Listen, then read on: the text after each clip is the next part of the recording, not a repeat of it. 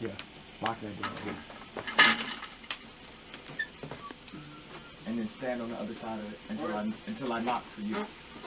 Grab it. Just lock. No, you can't grab that. Lock the door. Stay on the side. Yeah.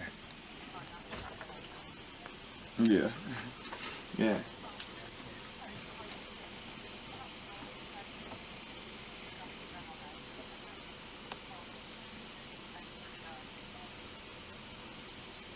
Right.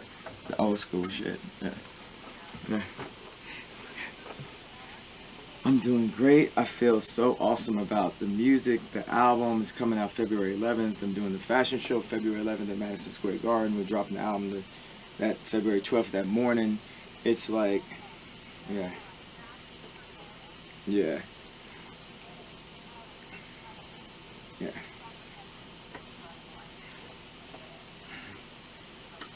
Oh, thank you so much. Thank you. Yeah, it feels like good. It feels like real, I don't know, just yay, Apple, Steve Jobs type music, like, yeah, like, so my next single, I wanted you to tweet it. It's a Good Friday, we're dropping as a Good Friday song, so that's why I'm calling you, that I wanted you to put the song out. Yeah. All right. Like, what would people, I guess it would just be people would be like, why is this happening? Well, Like, they think it had something to do with it, probably. well, the reason why it will be happening is because it has a very controversial line at the beginning of the song about you. What does it say? Okay, so it says, and the song is so dope, and I've literally sat with my wife, with my whole management team, with everything, and tried to rework this line. I've thought about this line for 8 months. I've had this line, and I've tried to rework it every which way. And the original way that I thought about it is the best way, but it's the most controversial way. So it's gonna go Eminem a little bit. So can you brace yourself for a second? Yeah. Okay. All right. uh, it says, wait a second. You sound sad. Well, is it gonna be mean? No, I don't think it's mean. Okay, then let me hear it. Okay. It says, and the funny thing is, when I first played it and my wife heard it, she was like, huh? What? That's too crazy, blah, blah, blah. And then, like, when Ninja from D Antwoord heard it, he was like, oh my God, this is the craziest shit. This is why I love Kanye, blah, blah, blah, that kind of thing. And now it's like my wife's favorite fucking line. I just want to give you some premise of that, right? Okay. Okay. So it says, to all my South Side niggas that know me best, I feel like Taylor Swift might owe me sex. That's not mean. Okay. Yeah. Well, this is the thing where I'm calling you, because you got an army. You own a country of motherfucking 2 billion people, basically, that if you felt that it's funny and cool and like hip hop and felt like, just the college dropout and the artist like Ye that you love, then I think that people would be like way into it. And that's why I think it's super genius to have you be the one that says, oh, I like this song a lot. Like, yeah, whatever, this is cool. Whatever. It's like, like I got like shit on my album where I'm like, I bet me and Ray J will be friends if we ain't love the same bitch. Oh my God. Like, I mean, I need to think about it because I just need to, like, you hear something for the first time and you just need to think about it. yeah. Because it is absolutely crazy. I'm glad it's not mean, though. It doesn't feel mean. But, like, oh my God, the build-up you gave it, I thought it was going to be like, that stupid, dumb bitch. Like, but it's not. So, I don't know. I mean, the launch thing, I think it would be kind of confusing to people, but I definitely think that when I'm asked about it, of course, I'm going to be like, yeah, I'm the biggest fan. I love that. I think it's hilarious. But I just need to think about it.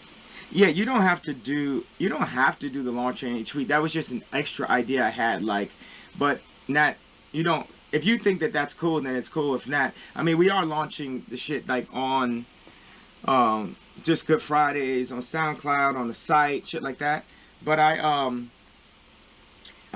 know, the thing about me is like anything that I do becomes like a feminist think piece, and if I launch it, they're gonna be like, wow, like this thing, like they'll just turn it into something that I think if I launch it, it honestly, like I think it'll be less cool, because I think if I launch it, it adds this level of criticism, because having that many followers and having that many eyeballs on me right now, like people are just looking for me to do something dumb or stupid or lame, and it's like almost, I don't know, like I kind of feel like people would try to make it negative if it came from me. Do you know what I mean?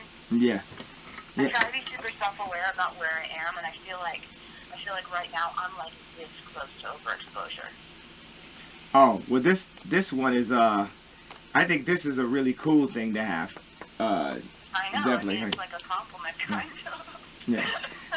I had this line where I said, and my wife really didn't like this one because we tried to make it nicer. So what I said is, for all my Southside niggas that know me best, I feel like me and Taylor might still have sex. And my wife was really not with that one. She was way more into the she owes you sex. But then the O part was like the feminist group type shit that I was like, ah. That's the part Yeah. that's gonna kind of, I mean, they're both really edgy, but like, that's the only thing about that line is that it's like, it's just the feminists are gonna come out. But I mean, you don't give a fuck, so. Yeah, like, basically. Well, what I give a fuck about is just you as a person and as a friend. I want things that that's make sweet. you feel good. I don't want to do rap that makes people feel bad. Like, of course, like, I'm mad at Nike and that. And so people think like, oh, he's a bully. He ran on stage with Taylor. He's bullying Nike now, this $50 billion company. I'm Why this are people saying you're bullying Nike? because on facts, like I said, like, Yeezy, they line up for days. Nike out here bad, they can't get shit away. They Yeah. that is Oh, I mean, that's just what you do, though. yeah. I mean, Yeah. I wouldn't say that it's like possible to bully a company like Nike, Yeah. but I mean, yeah, I mean, go with whatever line you think is better. It's obviously very tongue-in-cheek either way, Yeah. and I really appreciate you telling me about it. That's really nice. Oh yeah, I felt I just had a responsibility to you as a friend, you know, and I mean, thanks for being like so cool about it. Oh, thanks. Yeah. Yeah, I really appreciate it. Like, the heads up is so nice. Yeah. Like, you'd be surprised how many people just do things without, like, even asking or seeing if I'd be okay with it, and I just really appreciate it. Like, I never would have expected you to, like, tell me about a line in one of your songs, but that's really nice that you did. Oh, you mean like unexpected shit? Like you take the time to give someone a really, really valuable award, and then they completely run for president right afterwards, like unexpected in that type of way. We have not talked about that. What happened? I just thought that was wavy. It was vibey. Actually, you know, funny thing, as I thought about the weed and the president, both of those things I thought about in the shower the day before. I just started laughing like crazy. And I was like, I gotta say that I had just smoked some weed and then say I'm gonna run for president. Like, it's gonna be. So those are my basis of. I knew I wanted to say the thing about going to like the Dodgers game with, you know, my daughter and like getting booed and that being scary. And I knew I wanted to say like me changing and thinking about people more since I had a daughter. And then I wanted to say the weed thing, and then I wanted to say the president thing, and everything else was just like off the cuff. Yeah. Oh my god. Mhm. It was definitely like it stole the show. Yeah, yeah. It was pretty And then crazy. the flowers that you sent me, Hmm? I like Instagrammed a picture of them, and it's the most Instagram likes I've ever gotten. It was like 2.7 million likes on that picture of the flowers you sent me. Yeah.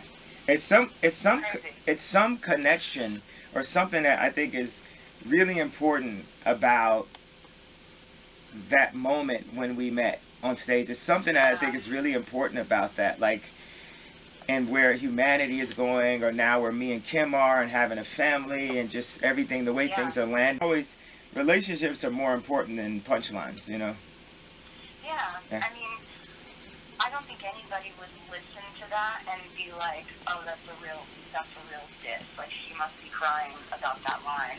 Um, and I think because of how crazy and strange and fateful the way we met was, I think we have to pick our moments to like do stuff together and make sure it's only really cool stuff. Yeah, exactly. Like we can't have it like be somebody else's idea that gets in front of it and they're Mhm. like, because it's if you're like a really true creative visceral vibey like person, it's probably hard for you to work at a corporation. So how can you Mhm. give a creative, creative ideas, and you're working in a house of non-creativity? It's like this weird. So whenever we talk directly, okay, now what if later in the song I was also to have said, I made her famous? Is that is Oh, it? did you say that? Yes, it might have happened. Oh my god. Well, what am I gonna do about it? Like do the hair flip. Yeah, I mean, um, Mm. it's just kind of like whatever at this point. Yeah. But I mean, just you got to tell a story the way that it happened to you and the way that you experienced it. Like you honestly didn't know who I was before that. Like Yeah. it doesn't matter if I sold 7 million of that album before you did that, which is what happened. You didn't know who I was before that. It's fine. Yeah. But yeah, I can't wait to hear it. Yeah. I mean, it's fun. It's definitely you're uh get ready to trend. That's all I can say. What's the song called? It might be called Hood Famous. Oh, cool. All right. Is it going to be like a single, or is it going to be a SoundCloud release? What are you doing?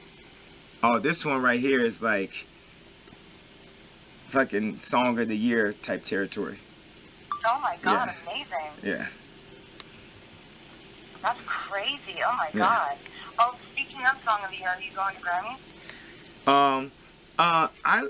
You know what? I was thinking to not do it, but I think that this song. Uh. You know what? I'm gonna send you the song, and send you the exact wording and everything about it, right? And then we could sit and talk through it. But if the song goes and fucking just More stuff. They just like look at us and they're like, you already have so much. Even if we've made an incredible achievement, it's harder for people to write down our names for some reason. I get it. I I mean, get it. It's just human nature. It's envy. It's asking people in our industry to vote for the people who are already killing it. Yeah. Yeah. It's like so many people wanted Meek Mills to win because uh so many people wanted Meek Mills to win because just Drake was just killing it for so long. Hmm. And they were just like, we just need like Meek Mills to like um but I think, okay, so that has my mind going through a lot of places to problem solve. But I was talking to Ben Horowitz. Do you know this guy? He's a VC at Dreesen and Horowitz out of San Fran. But he's down with I know the. that name, but I It's don't know him it's just like the personally. San Fran clique, that type of thing. Like he stays down the street from Mark Zuckerberg and shit like that. So I was talking to him and I was like, bro, like me, I'm in personal debt. I'm in debt by a good like 20-30 million ever since the fashion and still have not made it out of it. So that's part of the reason why I had to go to Rock Nation and the touring deals, blah, and it allowed the whole town to try to feel like they could control Kanye or either talk to me like I'm regular or have agents do it, but they saw they couldn't. It's like even in debt, he moves around like he's like a billionaire. I'm like, yeah, I'm a cultural trillionaire. I might have financial debt. So I told Ben Horowitz, I was like, you guys Mark Zuckerberg, or whoever, Tim Cook, you guys have to clean that up. So I'm sending Ben Horowitz my current balance. That means like I'm not up 50, not up 100 million, not up 200 million, not up 300 million. No, negative 20 million. Currently, Kanye West, the guy who created the genre of music that is The Weeknd, that is Drake, the guy who created Yeah. every single person that makes music right now favorite album is The College Dropout. Every single person that makes music, that is there.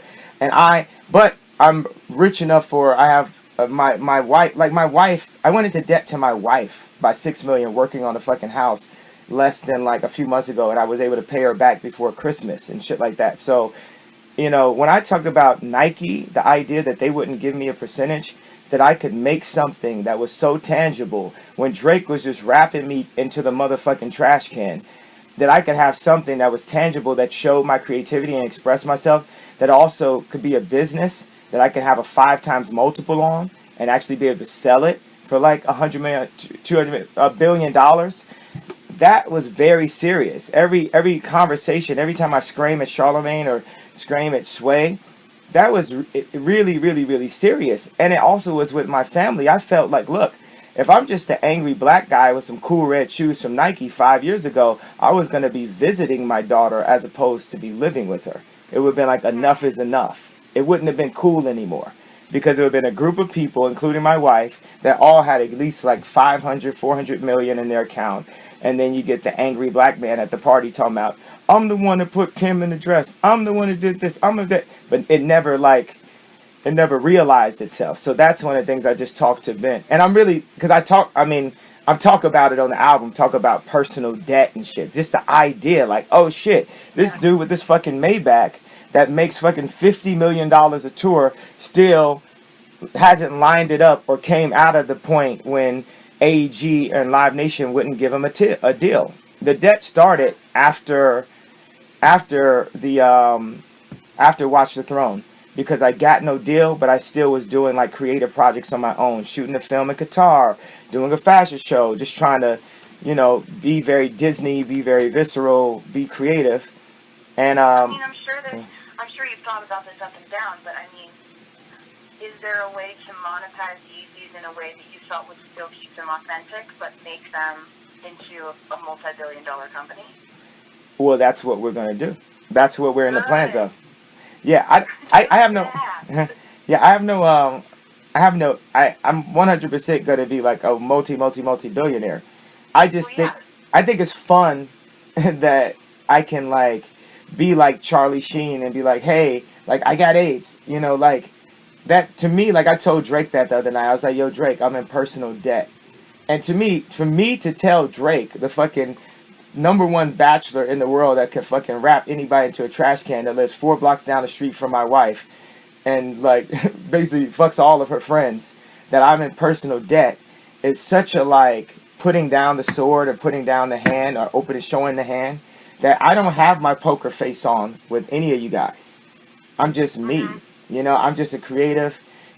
Everything I did, even when it was mistimed, whatever, it might have been from it's always like from a good place. And I know that I'll overcome it. And I know that the world will overcome it, because like I'm going to change the world. I'm going to make people's lives better on some post Steve Jobs, Howard Hughes type shit. Like I'm going to do things with education. I'm going to do things that help to calm down murders in Chicago or across the globe, things to help to calm down police brutality, to equalize the wealth meets the class system, because there's a bunch of classes, wealthy people that hate Obama because he's more social, and he wants the people who don't have anything to have everything. And in my little way, by learning how to design is something that's only given to the rich currently. The exact color palette that Hermes uses versus the color palette that Forever 21 uses. A color palette is extremely important.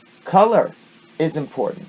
The knowledge of proportions, the size of our house versus the size of someone else's houses, and just the dynamics of the proportion. Like, I don't want this conversation to go too long, but I wanted to give you a bit of like where I'm at, the perspective that I'm at, and the fact that I am the microprocessor of our culture. Meaning, like, I can figure out how to give Rihanna a Mary J. Blige type album. I can figure out how to get the fashion world to accept my wife and thus the whole family. I can figure out a lot of I can figure out how to make something that you're wearing to the airport 5 years after the entire globe was like, hang that nigga alive and fucking, Ugh. and let's watch him die slowly, publicly.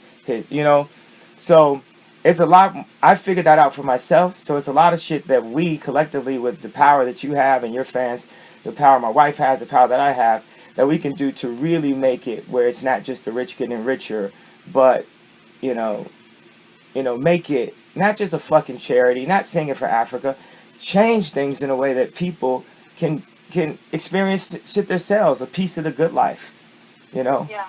Hmm? Yeah. I mean, they're amazing ideas and amazing concepts, and I definitely like would love to talk to you more about it. I know you have to do something right now, but I love that that's where your head is, and it's been like that. I mean, when we went to dinner, I mean, it was the rumblings of those ideas. Like, I like that you're always thinking outward, and like, over the last 6, 7, 8 years, however long it's been since that happened, like, I haven't always liked you, but I've always respected you. And I think that's what you're saying when you say, like, I might be in debt, but I can make these things happen, and I have the ideas to do it, and I create these things and concepts, and, like, I'm always going to respect you. And I'm really glad that you had the respect to call me and tell me that as a friend about the song, and it's just, like, it's a really cool thing to do, like, and a really good show of friendship, so thank you. Oh, thank you too. And, if people ask me about it, I think it would be great for me to be like, look, he called me and told me the line before it came out. Like, joke's on you guys, we're fine. Yeah, okay, I think that's pretty much the switch right there. Yeah. Like, you guys want to call this a feud, you want to call this throwing shade, but, right after the song comes out, I'm going to be on a Grammy red carpet, and they're going to ask me about it, and I'll be like, he called me and sent me the song before it came out. Yeah. So, I think we're good. Okay. I'm gonna go lay this verse, and I'm send it to you right now. Oh, you haven't recorded it yet? I recorded it. I'm nuancing the lines. Like, the last version of it says, "Me and Taylor might still have sex," and then my wife was like, "That doesn't sound as hard." Well, I mean, she's saying that honestly because she's your wife, and so I think whatever one you think is actually better. I mean, and obviously do what's best for your relationship too. I think the owes me sex. It says different things. It says owes me sex means look, I made her what she is. Like, she actually owes me, which it's gonna split people, because people who like me are gonna be like, she doesn't know his shit, and but then the people who thought it was badass and crazy and awesome that you're so outspoken are gonna be like, yeah, she does. It made her famous. It's more provocative to say might still have sex, because no one would see that coming. They're both crazy. Yeah, do what you want. They're both gonna get every single headline in the world. Owes me sex is a little bit. It's got a little bit more throws shade, and the other one's more flirtatious, and it just depends on what you want to accomplish with it.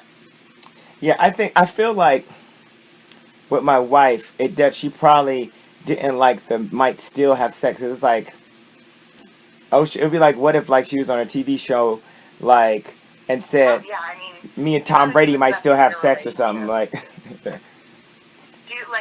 what's best. You just had a kid. You're in the best place of your life. I wouldn't ever advise you to fuck with that. Yeah. But just pick whichever. It's cause and effect. One is gonna make people feel a certain way, and it's just gonna be a slightly different emotion for the other. But it's not. It doesn't matter to me. There's not one that hurts my feelings and one that doesn't. Yeah, it's just when I'm pointing this gun, what I tried to do differently than 2 years ago is when I shoot a gun, I tried to point it away from my face. Yeah. So it's one is kind of a little bit more flirtatious and easier. I think so. Really, that means the conversation is really, one is a little bit better for the public and a little bit less good for the relationship. One is a little bit worse for the public and better for the relationship. Yeah. Yep, I think you're right. All right. Well. But just it's your call, really. I mean, you always go with your gut, obviously. Yeah. Okay. But amazing. Send it to me. I'm excited. All right. All right. Cool. Thanks so much. Awesome. I'll talk to you later. All right. Cool. Peace. Bye. All right. That's fine. Like we had to get that all the way through. Yeah, sorry, the battery on this thing died. Which is why I stopped filming. It's just when it died. If you get some shit like Kanye talking to Taylor Swift, explain that line. Oh, I know. There's got to be 3 cameras on that one. We can't miss one element.